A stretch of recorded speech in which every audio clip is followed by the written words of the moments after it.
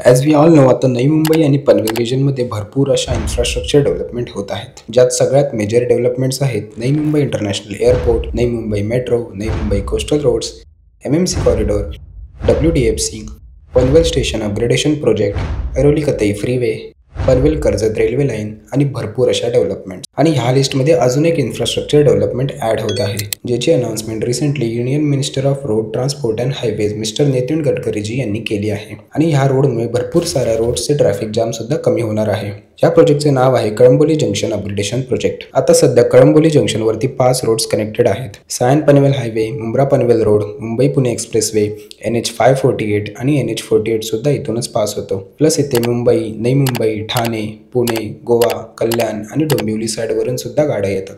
Plus JNPT रोडवरून येणारे मोठे कंटेनर सुद्धा इथूनच पास होतात, ज्यामुळे इथे खूप ट्रॅफिक जाम होते.